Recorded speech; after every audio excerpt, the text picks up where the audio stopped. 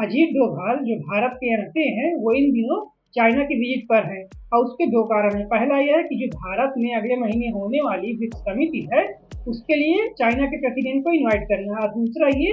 कि जो इंडिया और चाइना के बीच में जो बॉर्डर डिस्प्यूट्स की जो बोर्ड मीटिंग है उसमें शामिल होना। और सुनने में तो ये आ रहा है कि दोनों देशों के बीच में यह सहमति बन रही है कि जो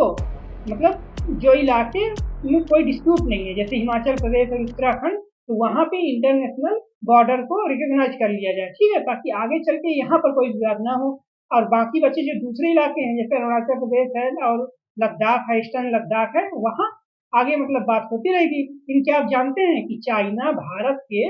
जो पूरा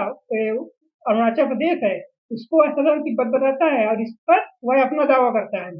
उसका कहना यह है कि 1914 में जो ब्रिटिश इंडिया और तिब्बत के रिप्रेजेंटेटिव के बीच में जो ट्रीटी साइन हुई थी वह इलीगल थी, ठीक है, उसे सिमला कन्वेंशन बोलते हैं। उसका कहना यह है कि उस समय तिब्बत को किसी भी इंटरनेशनल ट्रीटी को करने का अधिकार नहीं था, तो यह उसको नहीं मानता है। और देखते ही हो कि आए दिन चाइना अरुणाचल प्रदेश के जो जियोग्राफिकल लोकेशंस हैं, जो नदी नाले और जो पासेस हैं, जो वाटरफॉल्स हैं, उनके नाम चेंज करता रहता है।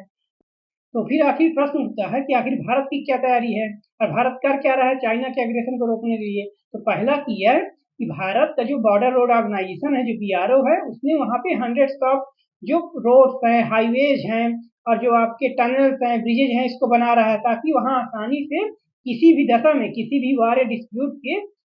स्थिति में वहाँ पर इंडियन आर्मी को आसानी से पहुंचाया जा सके। और दूसरा यह कि भारत बॉर्डर टूरिज्म को प्रमोट कर रहा है, और अभी तो जो भारत की एक स्कीम है वाइब्रेंट विलेज प्रोग्राम, उसके तहत वहां पर सिविलियन इंफ्रास्ट्रक्चर को अच्छा कर रहा है, ठीक है। और अभी हाल में ही भारत ने जो अरुणाचल प्रदेश के 27 जियोग्राफिकल लोकेशन है उनको इंडियन नेम दिया है, ठीक है, जिसमें रिवर्स है, वाटरफॉल्स है, माउंटेन्स है।